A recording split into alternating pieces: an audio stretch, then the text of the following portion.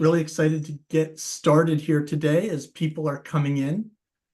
Welcome to PHN Presents. We're very happy to have here today Lloyd Alter to talk about his just released book, The Story of Upfront Carbon, How a Life of Just Enough Offers a Way Out of the Climate Crisis. I have a copy here. It's very dog-eared and marked up. Found it to be a fascinating read on many levels, and we'll definitely encourage you at any number of times to buy the book if you haven't. And so my name is Ken Levenson. I'm the executive director of the Passive House Network. We're a national non-for-profit focused on building capacity for passive house construction across the U.S., really on education, training, and knowledge sharing. Peer-to-peer knowledge sharing is incredibly important. Coming up, a few events we want to make sure that you're aware of. Next week, we actually have an in-person training in Boston that I am teaching on project verification, larger projects, multifamily projects, in the service of passive house certification. So all that process and steps involved there. It will be July 10th next week. Very excited to do that in the Massachusetts market where so much is happening. Then on July 18th, we're kicking off our summer cohorts for the CPHD, the Certified Passive House Designer courses.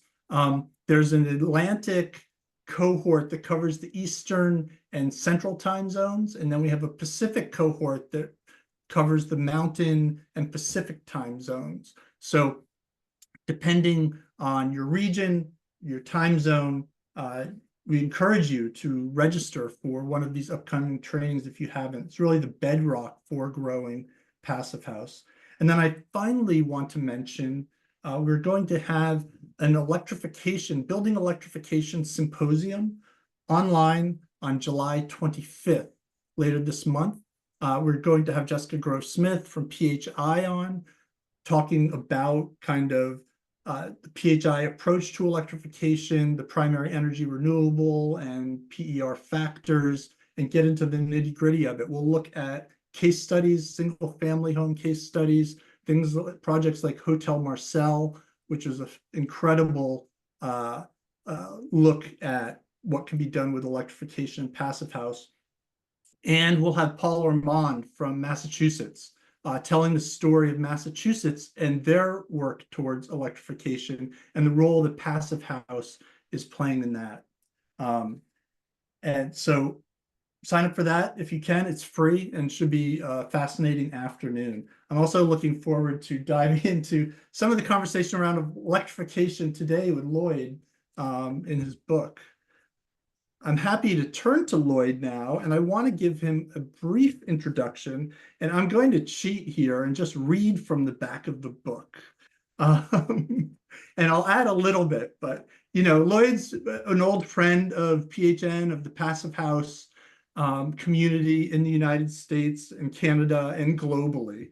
Has been an incredible advocate, and we are very, very lucky to have him. As the blurb says, Lloyd Alter is a writer, public speaker, architect, inventor, and adjunct professor of sustainable design at Toronto Metropolitan University. He has published many thousands of articles on Tree Hugger. I believe it. They just came fast and furious, where he was design editor on such diverse platforms as Planet Green, HuffPo, The Guardian, Corporate Knights Magazine, and Azure Magazine. A former builder of prefab housing and a tiny house pioneer, Lloyd is a passionate advocate of radical sufficiency, the belief that we use too much space, too much land, too much food, too much fuel, and too much money, and that the key to sustainability is to simply use less. He is the author of Living the 1.5 Degree Lifestyle. Lloyd lives in Toronto, Ontario. And I have to add that he's also a regular writer contributor on Substack for a column called Carbon Upfront, ! Which is wonderful. I always look forward to seeing that hitting my inbox. And a wide range of articles related to sustainability and design broadly. which keeps it fascinating. So welcome, Lloyd. Great to have you here. And so for everyone in the audience, Lloyd's going to present a little bit about the book, give us some background, and then we'll have a conversation about it. I have a whole host of questions prepared here, but we want you to put questions into the chat and allow us to draw them out and into the conversation and really bring it around. And so, Lloyd, thank you for being here. It's wonderful to be here. Now, I'm not speaking from Toronto right now. I'm speaking from a cabin in the woods 2.5 hours north of Toronto, and the internet signal is bouncing off rocks on the other side and then back to the antenna. So I hope this all works. It's usually pretty good unless the wind is blowing really strong and making the trees rattle. It's really wonderful to be here. When you read off all these things that I've done, I've had like 12 different careers that seem never lasting more than 5 years, but one that has been ever since I learned about Passive House, meeting the people in it and talking about Passive House and becoming actually pretty passionate about it.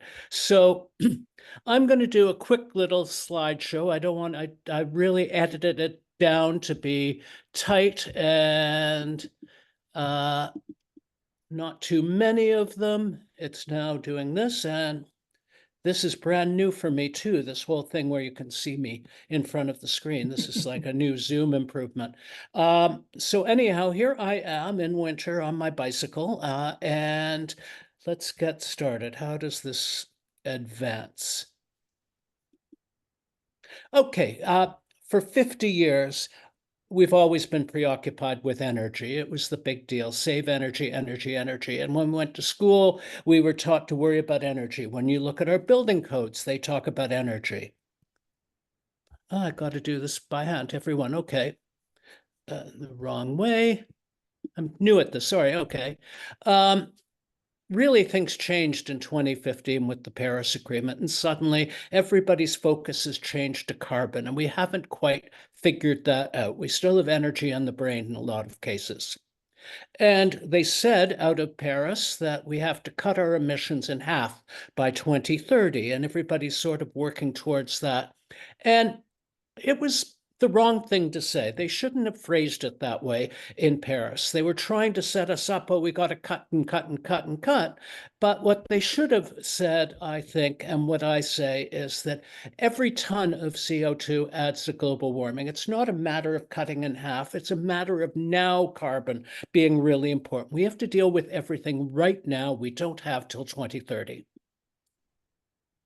And since we all started talking about carbon, people have become familiar with the difference between the operational carbon, when we're talking about buildings, and the embodied carbon that comes from making buildings. And that's another thing that I think that is fundamentally confusing, calling it embodied carbon.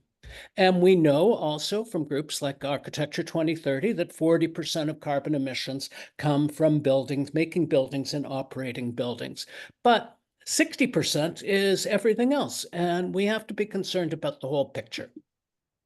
For instance, my Apple Watch that I'm sitting here wearing, Apple, which does a very good job of telling its life cycle emissions, tells me that my 35-gram watch put out 40 kilograms of carbon emissions. And almost all of that is the source materials and the manufacture. And very little of it is operating carbon. And people don't think of that carbon that is emitted because it's a gas. They don't think of 40 kilograms of gas. What is that? And so we have to think of clever ways to get people to understand that, carbon has mass, it's weight, it's like an anvil. And my 40 kilogram emitted from the watch, imagine strapping an anvil to your wrist. It's a lot of mass, a lot of stuff. My phone, just accidentally, is 80 carbons. Imagine having an anvil in each pocket. You can't. And yet that's how much carbon is emitted. And the problem also with the name embodied carbon as the emissions from the production of that is the definition of the word embody means it's included as part of something. And it's not. It's in the air.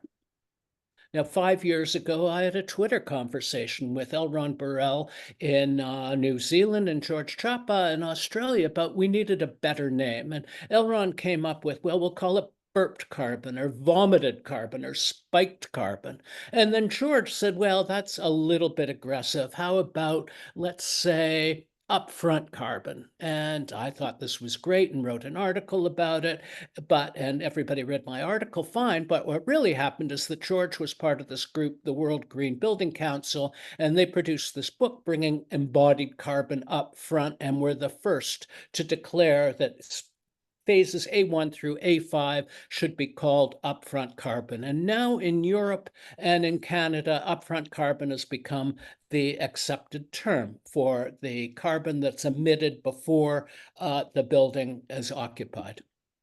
And nobody gets this. I'm trying to explain to the world about the importance of all of that carbon that is released up front.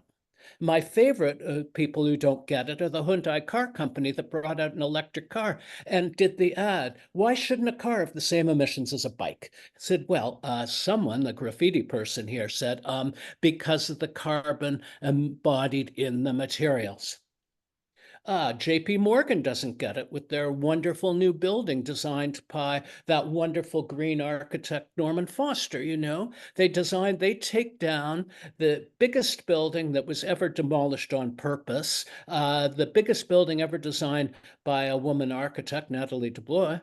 And they actually take down a building that was LEED platinum in 2011. And, to get a building that will LEED platinum, they replaced almost everything in it. Probably half of the components in the building weren't out of warranty when they took it down. And they replaced this with this. And then, of course, the pandemic hit, and they thought they needed to do this building to consolidate everybody. They probably could have consolidated everybody in the first building, but that's another story. They don't get the principle of upfront carbon. My favorite example of not getting it is this ad this few years ago by Valcucini Kitchens, and they're wonderful, beautiful kitchens. And they put one in the vertical garden, and the vertical garden project in Milan, everybody thinks is a green building. In fact, this affordable website housing had pictures of it on their website when it's by far the most expensive building in Milan, not exactly affordable.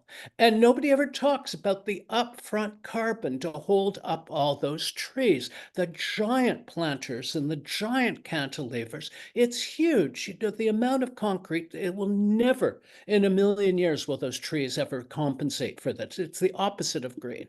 And the Valcucini kitchen is all made of aluminum and glass, two materials that are solid upfront carbon. And I wrote about this, and Valcucini actually complained and said, well, this kitchen will last 100 years. And I said, we don't have 100 years. What we have to do now is rethink how we do things. And this was put out together by the World Green Building Council. Again, that if we want to reduce carbon, we just have to be really careful and first decide we're not going to build anything. No, then we'll build less and maximize use of existing assets. We have to build clever and optimize materials, and we then have to build efficiently and use low carbon construction. And I think this applies to everything in life. And when I'm writing my book, I'm not writing it for architects, I'm writing it for everybody. And that we have to think this way about how we structure our lives and buy nothing, buy less, buy clever, and then buy efficiently. Will Arnold of the Institution of Structural Engineers in the UK took all of those points, building nothing through building efficiently, and said, they all can be summarized in 3 words: use less stuff. And then Will says, little bit that's left over, go low carbon. Kelly Alvarez Doran, an architect bouncing between Toronto and London, also says the same thing, that what we have to do is just use less of everything, less parking, less glass, petrochemicals, etc. This is obviously a problem for architects. As Jennifer Crawford, an Australian architect, noted, what her problem is she really knows that we should build nothing. What's good for the planet and how architects make money is build new. And she actually turned practice on its head, and she now is a consultant on how telling people how not to build.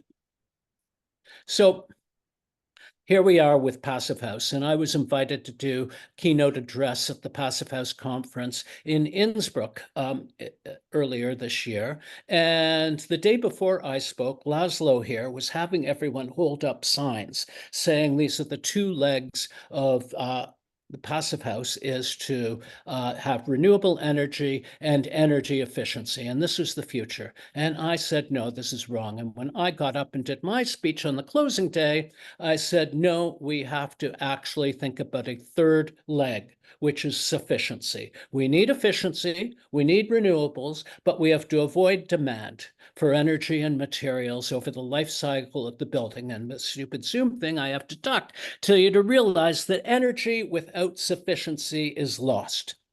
And the reason is simple. It's just the way we are. You take this picture of the American dream in about the 60s, and it's a big house, and it's a big boat, and it's a big car. And you fast forward to 2024, and the American dream is a bigger house, a bigger boat, and a bigger car. I mean, everything has just grown. You look at the house that people would dream about in the 50s, and again, it might be 800 square feet. And you look at Elon Musk's all-electric, wonderful dream house. It's got solar shingles on the roof. It's got a Powerwall battery and 2 Teslas in the garage. And he calls this the future we want, the solar roof, the batteries, the all-electric life. But it's not a future we can have. It doesn't scale. We don't have enough lithium. We don't have enough land. We don't have enough money. And we just can't do these things for everyone, anyone who outside of his circle in California. And we know his Teslas aren't necessarily the problem on the roads. What we get when you think about sufficiency is what do you actually need for the job? And this is how I get around 99% of the time. I barely drive anywhere at all. And I have my e-bike and it does the job for me. And a message is blocking me here. There we go. Okay. So I'm going to quickly move along here. I just have a few more slides. I cut a lot of this out so that we'd have time to talk. And in my book, the next section is what are the strategies? And the main strategies are obviously, what do we build out of? What I call materiality. And wood is great, and mass timber is great, and more people are using it. We should still use it sparingly. I took out all the slides where I talk about that. But we have to use it properly. I mean, I remember showing a picture of this building, and my good friend, the late Monty Paulson, just said, no, you can't build just a glass box. Glass boxes are horrible buildings. Glass boxes on wood frames are still horrible buildings, and mass timber doesn't reduce the lifetime emissions of a glass box. Anyone who tells you otherwise is gaslighting. There are lots of other materials we should be using more of, like straw. Now there's prefabricated straw panels, like EconCon here. Stone is having a great resurgence in the UK and in France. I love this idea. Why do we take limestone, cook it, grind it up, cook it to turn it back into limestone? Essentially, why not just use it as it is? We also have to think about flexibility, about designing buildings, for instance, as this Toronto house was, that could be 1 unit, 2 unit, 3 units, or 4 units, depending on which doors they open. Or this hotel I saw, everybody saying, how do we renovate our old office buildings? And what they did to build this hotel in Berlin is they just stripped out everything and they moved in camper trailers, and you stay in the camper trailers. I thought this was a glorious idea. We have to get back to simplicity. Good design, as Dieter Rams says, as little design as possible. I learned about this at a Passive House conference in 2017, and where Nick Grant from the UK talked about radical simplicity. And a good example of radical simplicity in our daily lives is I have 2 coffee machines. One is like a $900 Breville espresso machine that the grinder no longer works and the pressure is getting tired and it's getting older. And the other is a 50-year-old French press that I've had forever. And guess what? The French press makes as good coffee now as it did when we started. It's simple and it works. In Toronto, we're getting Bjarkt, where we're getting this new building by Bjark Ingels, where every roof deck is on top of a living room and everything's glass. And to be energy efficient, it's all made with vacuum panels. And it's going to be a nightmare. You get two things when you do this kind of design. You get leaks and you get lawyers. And it's just going to be such a problem. And this is what they're building.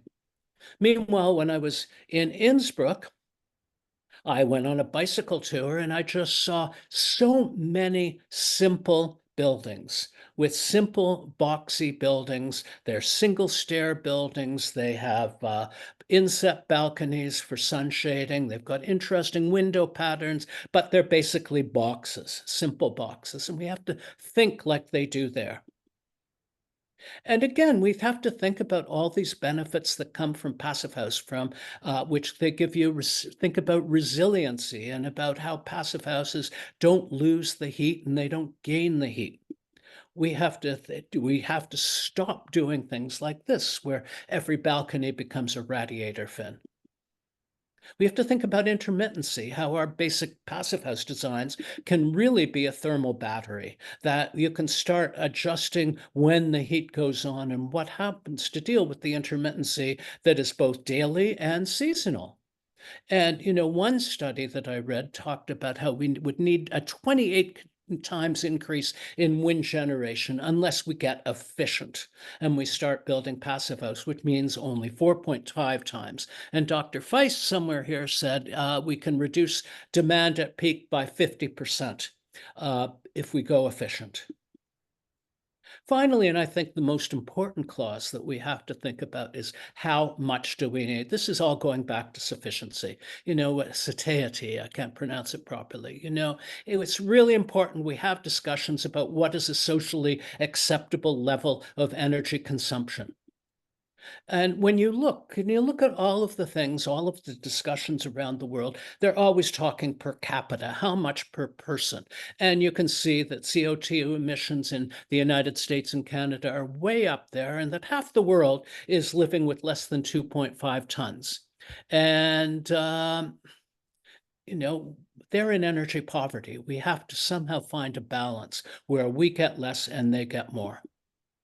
And yeah, when we look at Passive House, when you look at its standard, it's a standard based on energy per square meter, not energy per capita.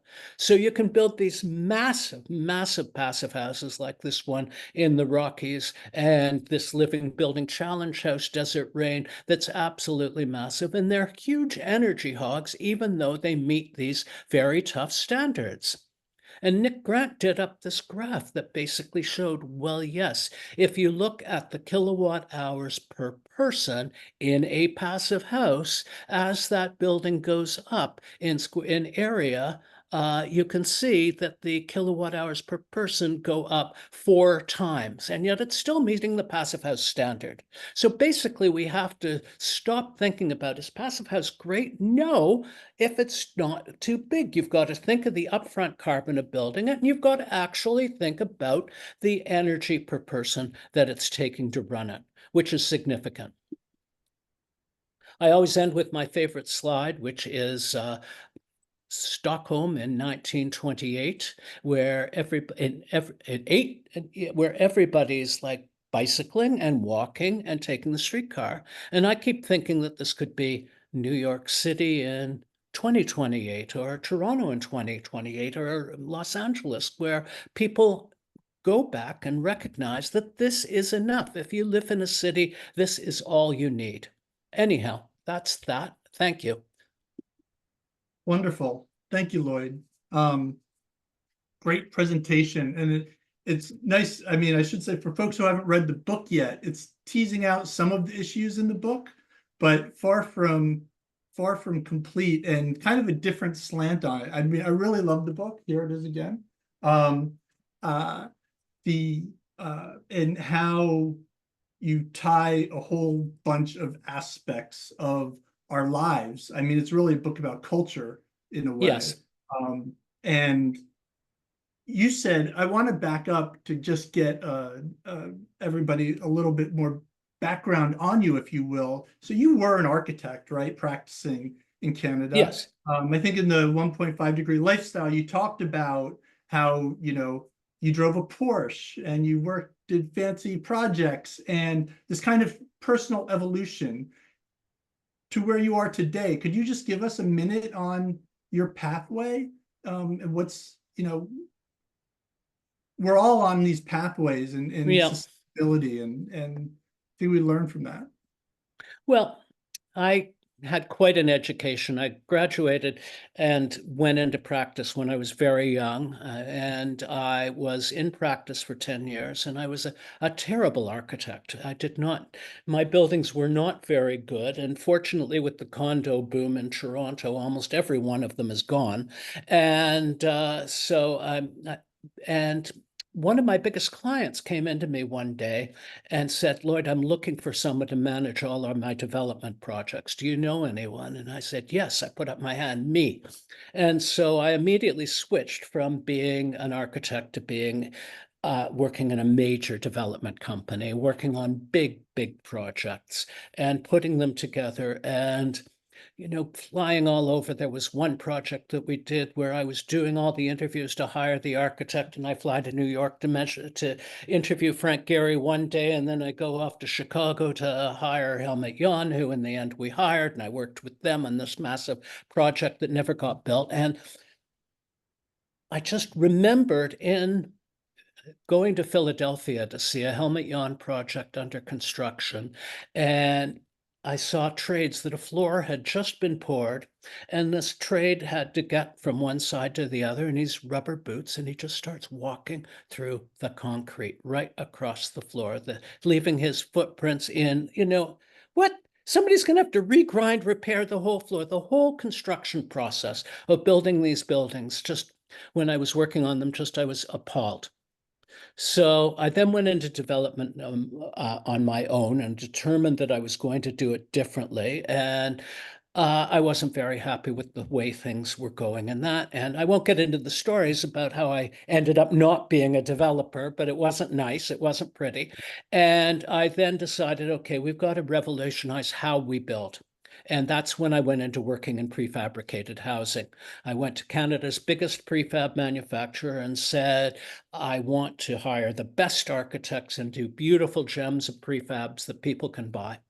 And I did that. And to promote that, I started a website and I was updating it every day. Before there were blogs, I was doing a blog in HTML, and it became very, very popular.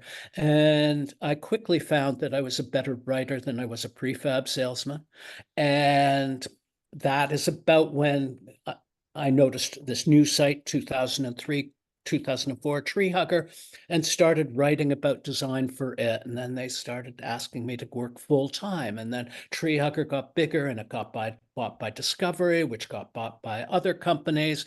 And someone at then Ryerson University saw me and asked me would I come and talk, and then would I teach. So suddenly I did this weird migration into teaching and writing. And that's in about when I fell in love with Passive House, because I didn't know much about it. And I started seeing someone is finally addressing these issues, of energy consumption, of really thinking about how buildings go together. And I totally fell in love with it and was one of the first writers to write about it seriously. And I was one of the first writers to write about mass timber. So I got really involved in the mass timber world.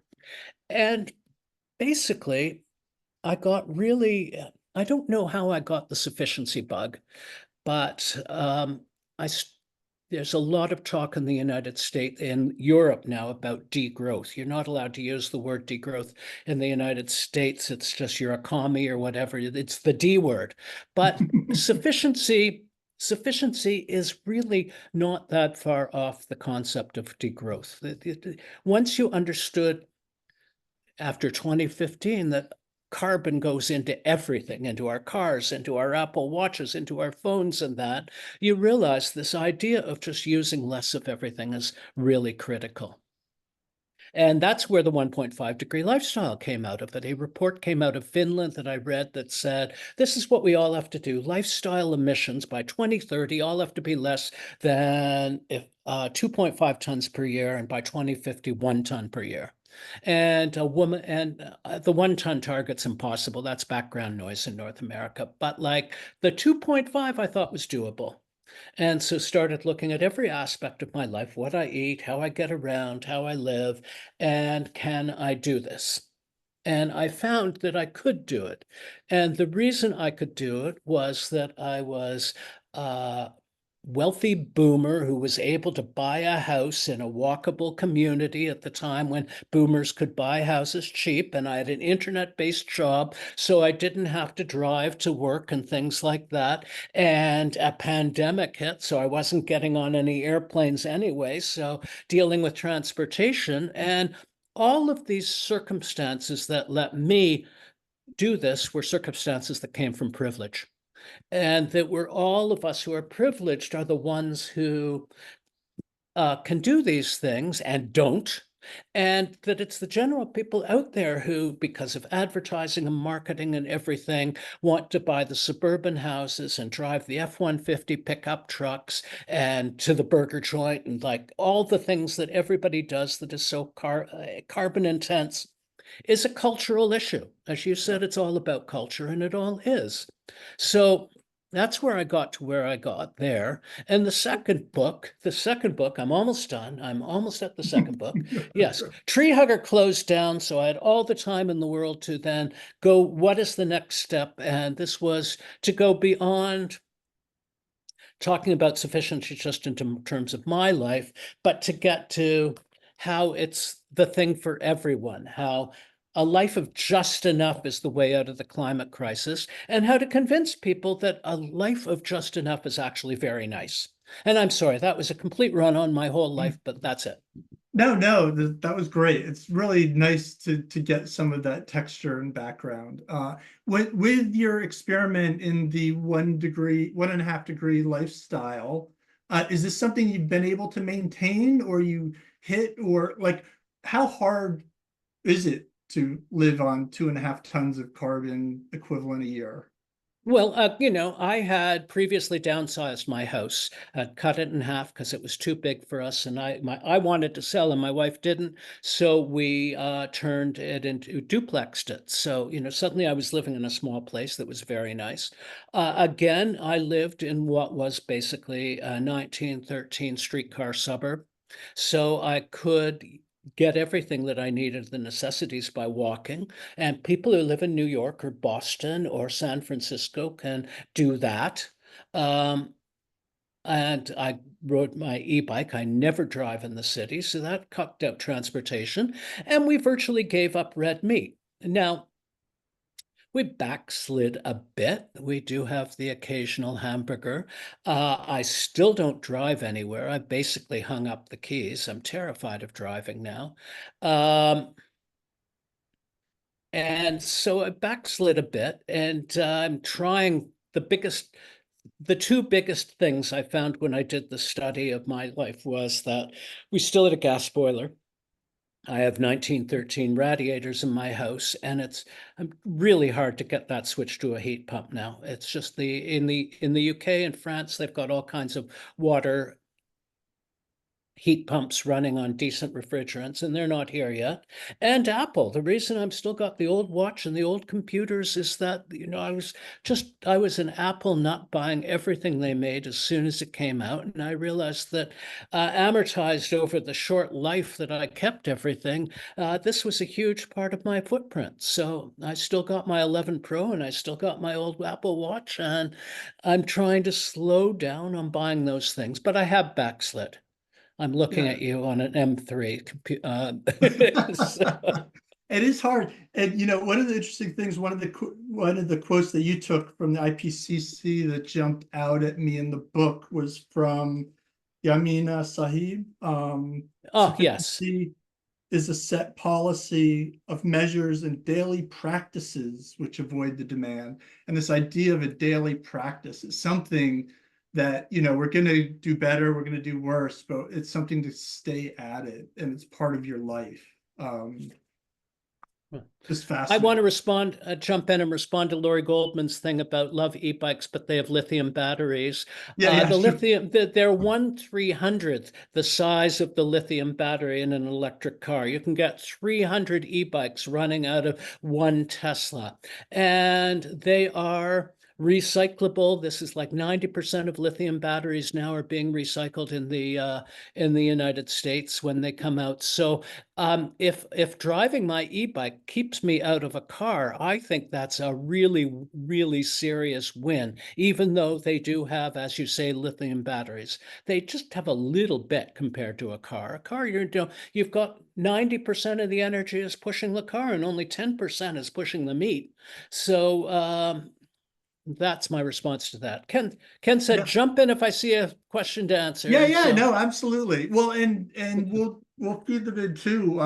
I think there's a question about uh with the plane flights that you're calculating, and well, let me just say that I would recommend everyone to also go buy the Living the 1.5 Degree yeah. Lifestyle if you haven't read it already. It's also available on audiobook. Is the Upfront Carbon going to be available on audiobook? No, It's not. no. Oh, that's a shame. No, I love audio. The Canadian government used to subsidize the production of audiobooks for Canadian publishers, and they don't anymore. And it Oh, costs a lot of money. too So bad. they didn't do that. Too bad. Do I include plane flights in this? Plane flights are, of course, the biggest problem of all. I didn't fly the whole year I wrote my book. Um, Oh, I have to answer Laura after this. You see, I shouldn't look at those things. So, for instance, when I got invited to speak in Innsbruck at the Passive House to do a closing plenary speech, this was like the honor of my life. There was just no way they weren't going to have me do it in Zoom. That wasn't on the table, and there was just no way I was not going to go. And I seriously, I looked at freighters. I said, "Can I take a freighter to Europe?" And no, I couldn't. So I said, okay, I'm going to go. Then 2 weeks after I agreed to the Passive House conference, I got a call. Would I come and speak at a conference in Paris on sufficiency of all things a month earlier? And I said, oh my God, there's no way I'm flying twice. There's no way I can afford to stay in hotels and do everything. So basically, I cut my carbon footprint by couch surfing for a month between the Paris conference and the Innsbruck conference. But there's no question that the flight to do Paris and Innsbruck was a year's worth of carbon. It just blows my 1.5 degree lifestyle out of the water. And there's nothing I could do about that. I mean, it was like an honor of a lifetime to speak at both of those conferences, and it's a price I decided I have to pay. Yeah. To Paul's question about what's the best way to calculate your personal upfront carbon footprint, the fact of the matter is that I found at writing the book that it was an exercise almost in futility, that yes, I can put in here after an access to a really good carbon footprint calculator that I worked on the production of. But like in the end, we know don't fly, don't eat meat, don't drive if you can't drive, and get your get a passive house with a Yeah. solar panel on the roof, and you've done it, and you don't need to mark every teaspoon of coffee creamer that I did. Those are the big lumps, the big chunks that matter. Yeah, I mean, I think it's an interesting distinction too. So from your earlier book, which was very much into the calculations of the carbon emissions in your lifestyle and the inherent complexity of it and the interconnectedness of it, the, wanting to take personal action in what's a systemic problem, that's tackling it both ways. But really this book, coming at it, an upfront carbon with the big picture and really a cultural lens, I think it really offers a lot. So the first section, lens of upfront carbon, kind of does this interesting pivot because the book's called The Story of Upfront Carbon. The first chapter is a fascinating dive into like LCAs and different aspects of thinking about upfront carbon, but you shift in the process of that first section to sufficiency. I felt like it by the end of the book, I was like, why wasn't sufficiency the title of this book? Right. And is a fascinating kind of shift. And one of the reasons why I do think when I read the book, counter to your protests that Lloyd, that this is a good book for architects and other Oh, building professionals, because I think, as speaking as an architect, they could be too in the weeds in the specifics of solving various technical problems and not drawing the cultural aspects together. right. And architects really excel when they do make those connections, those bigger cultural connections. I don't know your thought um, on uh, how we're going to bring this. I mean, in the second part of the book, the strategies for sufficiency, you're running through some of what you showed in your presentation, right? On materiality, ephemeralization, you didn't speak to in the presentation here today, I don't think. No, But on this sort of miniaturization, um, multiple uses or timed uses where things break down. Frugality, simplicity, flexibility, circularity, universality, resiliency, well, enoughness. we only had an hour, so I Yes, cut out yes. a lot, No, no, but it's quite a list. Yeah. Electricity, operating efficiency does get a play in there. But one of the things you also do when you shift in the first section to the second around sufficiency, I believe, if I'm getting this right, you make the statement that really upfront carbon aligns in a stronger, more obvious way with sufficiency than operating carbon and carbon emissions. And I wonder if you could speak a little bit to that Well, yeah, dynamic. yeah. The thing that I got into this about was that like I had a section called design efficiency. That, for instance, 2 points that you made that architects design a perfect building and it's all kinds of a green building, whatever. But if it's out in the middle of nowhere and everybody has to drive to it, it's a wasted effort. The Right. transportation emissions and building emissions are two sides of the same coin. They're the same thing, as Jared Walker said, there's the same thing in talking in different languages. So we have to look at the big picture of everything together. And when I look at design efficiency, I list a couple of studies that show basically what we really want buildings to be is like 5 to 8 stories high and boxy and small and lots of them everywhere, rather than what we get in so many cities where we get a area of 60 and 80-story buildings like Toronto Mhm. with 2-story houses everywhere surrounding it.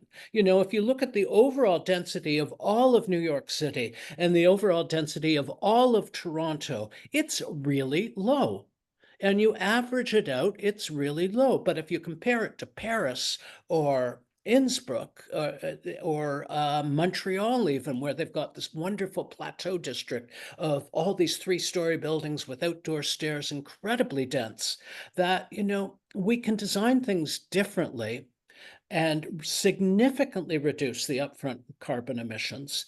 Um, through good design and good planning and getting Right. rid of this.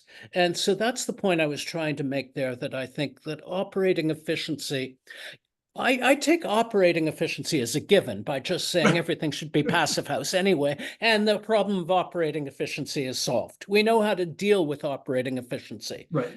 Passive house Right. has taught us. So what I wanted to do with the book is say, forget about that. Look at all the other things that we have to do. Right. No, Does it's that make great. sense? Yeah, and that pushback is absolutely needed, or that perspective. It's interesting. The one thing that jumped into my mind, Lloyd, was thinking about, in architecture, engaging with a lot of architects who are trying to do the right things for a whole bunch of reasons. I've seen a tendency, I think, where architects are using embodied carbon, LCA, as a reason not to get to operating efficiency because they think they're tackling the problem. And it's always like I don't know if it's chicken and the egg, but people are coming at it from one side or the other. And how do we bring them together to make sure that they're tackling both the upfront and the operating? This is a huge issue, and it's an issue that a lot of people are saying, well, there's no point in doing passive house because the upfront carbon emissions are so much higher when you have all that triple glazing. And there was a study done that going from double glazing to triple glazing, if you were in a place, especially an all electric environment, will take 50 years to pay off the thing. And it's fundamentally wrong for a couple of reasons. You know, this idea that if we've got all electric, it's fine because we're not having carbon emissions.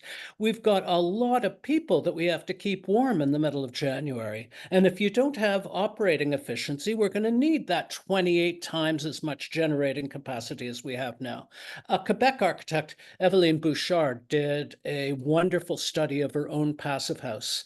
And she showed that because Quebec is 100% clean hydroelectricity, she said, well, I can build my house to the Quebec building code, and I can build it with fiberglass insulation to the passive house standard. And what she found is the building code house actually had lower life cycle carbon emissions than the passive house built with fiberglass because of the high embodied carbon. Said, but I Right. just built it with cellulose and the problem is solved.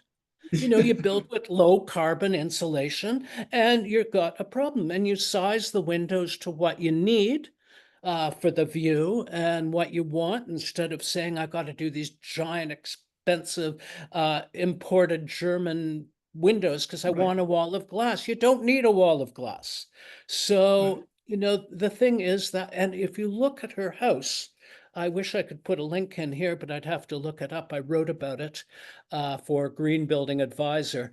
If you look at her house, it's simple and it's elegant, and the windows are sort of look random because she sized them for what she needed them, insulated it with cellulose, and so the upfront carbon is negligible, and the operating carbon is zero because, of course, it's a heat pump in Quebec. And Right. this is what we have to go for. One of And the things that oh, go ahead. this is just as, you know, that like Caleb Crawford is saying that one of the problems with inefficient electrification is the need for electrical service upgrade. You're absolutely Right. right. It's both a problem at the individual level and the Right. community level. But Right. there are so many It is. ways that we can beat that with things like passive house. Just Yeah. reduce that demand, control the demand. Passive houses can become like batteries. You turn them, they can Right. be turned off at the peak loads. There's so many ways. Yeah, passive house kind of actually can serve on a grid capacity way as an act of sufficiency because you're driving down the peaks. So Exactly. to have a sufficient grid can be a much smaller grid It's the peaks than that it would matter. need to be otherwise. Yeah, It's absolutely. always the peaks. One of the interesting things that you talk about in the book is the complexity around calculating upfront carbon and the boundaries and the ripples are talked about through it. And at the end of the day, whether it's you or somebody you're talking about in the book or others, just throw up your hands and really like comes down to the weight of the thing, literally. And Yeah. although it's an imperfect measure, it does a pretty good job on a macro scale and evens out. And and tying that to then and also a similar kind of thing where happiness and sufficiency and the idea that more energy isn't necessarily better. There's a sweet spot of just enough energy being used, and once you use too much, it's wasted. Also, with income, we see that generally happier people are in a middle income area. But so, but taking that then that idea to the use of materials that we think of are very good, wood, and whatnot, and applying this issue of weight. And because we could use too much wood if we're using more wood than we need to use. And so it's like, how heavy is my building? And Yes. what's making up the weight of that building, literally? And how do we address that? Could you? expand on that a little bit? Well, wood is a very controversial subject about this, and I've been weighing it and trying to deal with it in my head. And in my book, I have a chapter on it in the new book saying we should be using as little of it as possible to spread it around because A, we don't know exactly how much carbon is being really sequestered in it after the trees are chopped and the roots are rotting and you're kiln drying it and you're trucking it and all of that. You know, how much wood is carbon is actually sequestered in it. And at the time I wrote the book, I remember years ago I had an argument with Andrew Waugh Thistleton, one of the leading architects in wood construction in the world, in the UK. And I said, you know, you're using a lot of wood, and only half, I've got one estimate that says only half the carbon in the wood actually makes it into the building, and the rest is lost. And he flippantly just said to me, well, then we'll plant 2 trees instead of 1 to make up for it. And I said, well, but all that carbon went into the air. That's not quite the answer. Well, when I last saw him in London last year, he'd sort of gotten religion and took me to his new black and white building, and which is a marvelous building.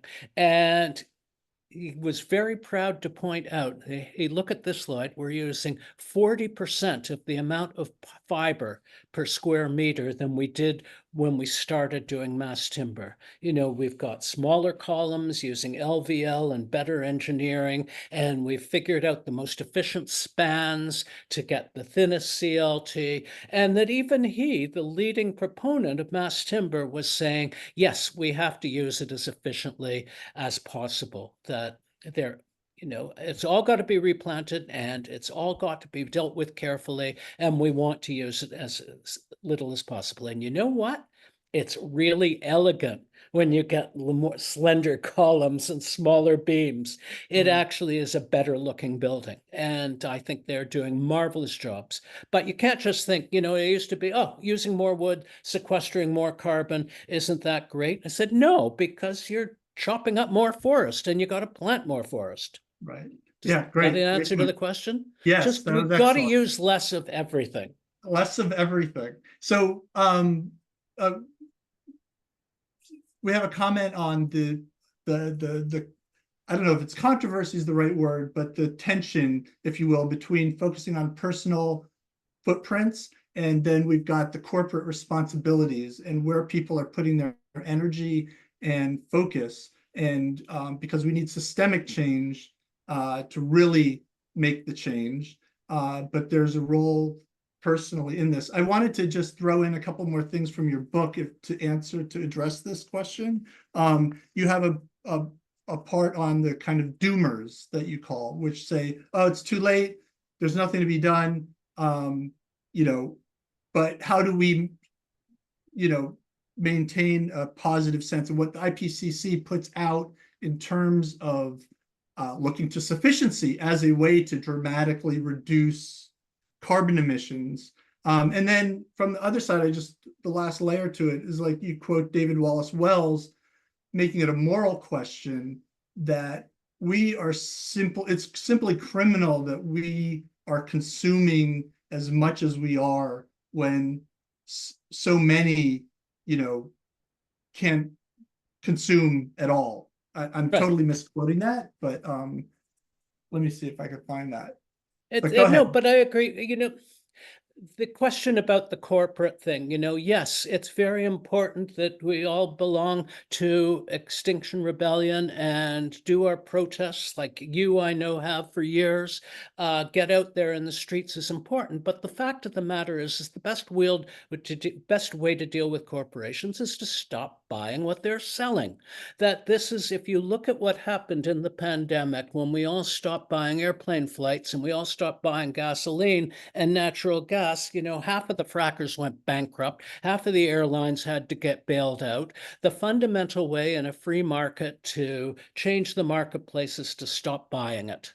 And we have alternatives in all of this. We can stop buying fast fashion. We can stop buying every new version of the computer that comes out. We can stop buying big cars. When the oil crisis came in the 70s, what happened to the whole automotive industry? It pivoted, I won't say overnight. I mean, the Americans brought out Pintos and Chevettes and some pretty awful cars, but the Japanese came over en masse, and suddenly we were all driving Datsuns and Toyotas, and they became part of our culture to drive small cars.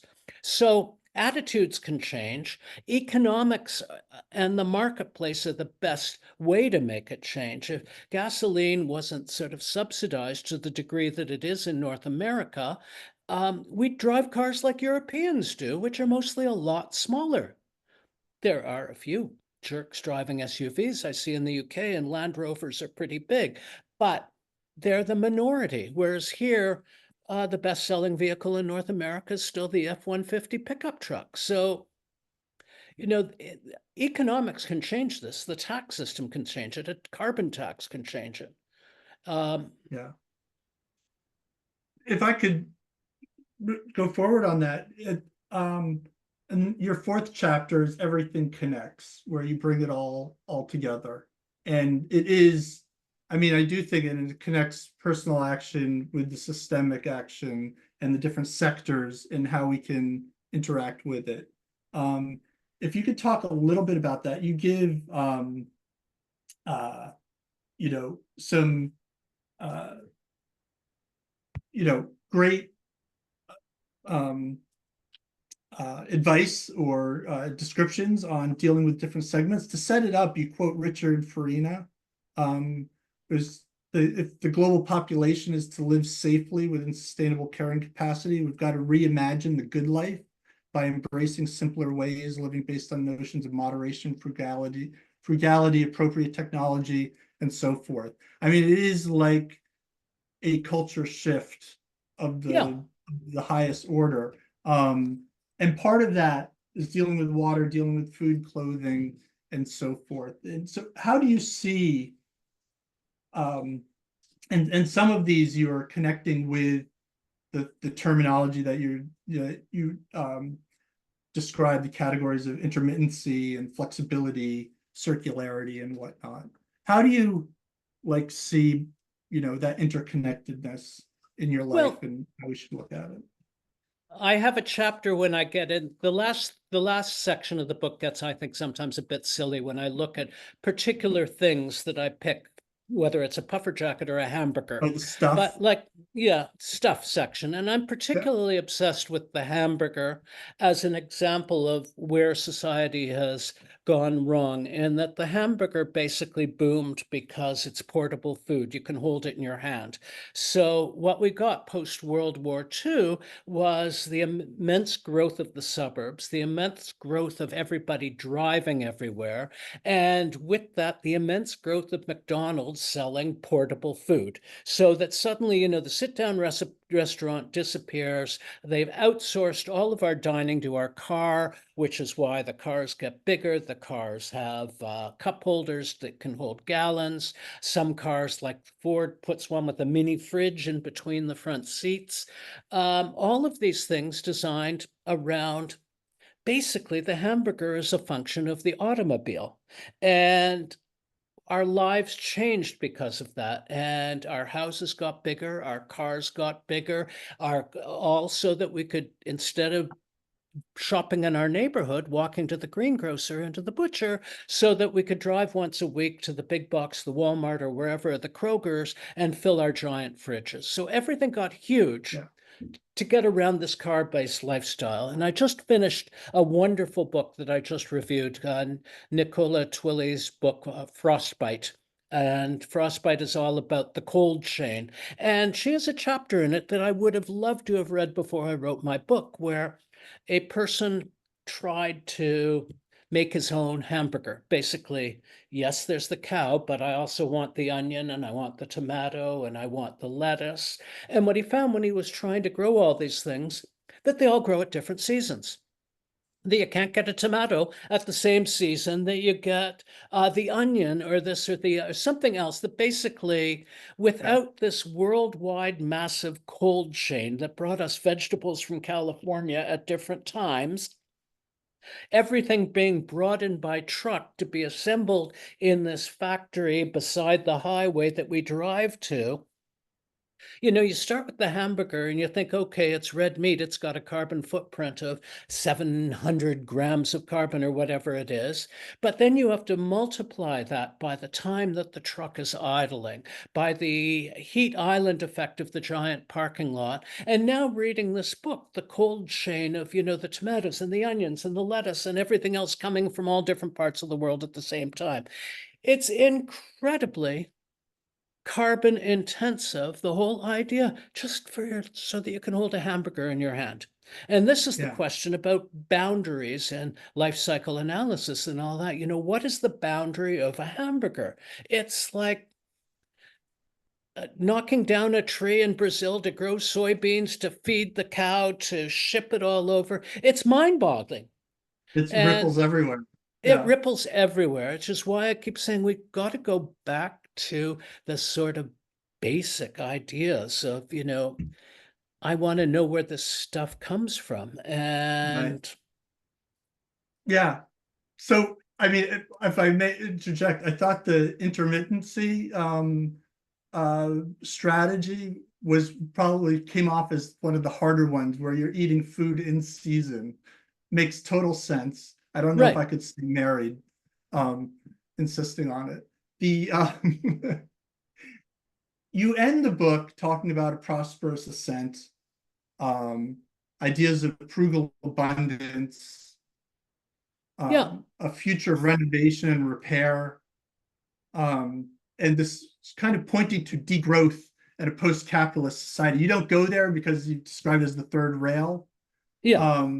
But where does this take you? And if you will, does this tie to the next book that you're writing, or what is No, it? no, I'll explain that. But like the the point of the matter is that we can all make choices that significantly make a difference. Like, for instance, I never, in my first book, Living the Lifestyle Challenge, I never talked much about clothing because I'm a boomer architect who always wears black and everything I own is old. And so it didn't matter to me, so I didn't think about it. But in fact, it's a huge carbon footprint. And for most people living in cities, it's like bigger than their electrons. It's bigger than a lot of other things that I thought were big problems. And the response, like in clothing, you can just say, do I need another this, that, or the other? Or can I just wear my Gazelle bicycle shirt that I got when I toured Gazelle for the next 10 years? You have to just decide, do I need this? Do I need this? And when you decide that and you look at saying, do I need the pickup truck, or can I get with something smaller? Or can I do this trip on an e-bike? And I know so many people in New York City now who are living their lives on e-bikes and cargo bikes. And it's a real revolution happening. And it's a fantastic revolution. And far more e-bikes are being sold than e-cars. And this is the way it should be. So, we know what to do. Wonderful. It's just, how do you do it? And Yeah. you look at New York City canceling the congestion charge. You look at the Supreme Court making Trump the king, and you think, well, we're going in the wrong direction here, but we don't have to go in those directions, and we can turn the ship around. And Yeah. that's Yeah. That's great. And really, so I encourage everyone to get the book. Story of Upfront Carbon: How a Life of Just Enough Offers a Way Out of the Climate Crisis. Really a fascinating walk through a whole bunch of stuff. I think, as you mentioned, in this book as well, your section on stuff is kind of a grab bag, which is clearly like, this is what Lloyd's interested in. Let's go down this fun path of digging into it. And is not meant to be covering the no. globe and I everything. cover But everything, like you say, puffer jackets. Why? I happen to think they're a brilliant design idea that says so much. It's made of nothing and it does a fabulous job. yeah, It's No, It's it's weird. great. So thank you for sharing your thoughts here today. I've really enjoyed this conversation. Before we go, do you want to let us know what you're working on next? Well, in 1924, Le Corbusier in Towards a New Architecture had 2 pages in the book that he called the Manual for the Dwelling. And he told everybody, put your kitchen on the top, have a big bathroom, do this, have built-in closets, 2 pages. And basically, I thought in 2024, what we needed is a new manual for the dwelling.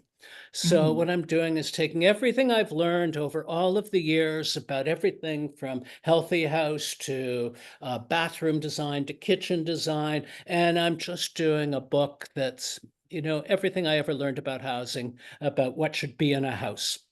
And it's fun and it's going to take a while, but that's wonderful. what I'm doing now every day. That sounds like an exciting project. So thank you everyone for being here. So glad you could be. We hope to see you at the next PHN events coming up, and have a great summer, everybody. Thank you, Lloyd. Have a great summer. Thank you.